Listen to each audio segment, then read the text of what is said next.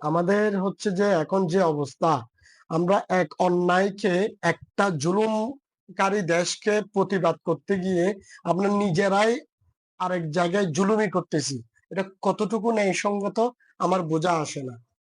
আমাদের উচিত আমরা প্রতিবাদ করব অথবা সরাসরি অ্যাকশনে যাব, কিন্তু আমার দেশের মানুষের সম্পদ ক্ষতি করে কি লাভ?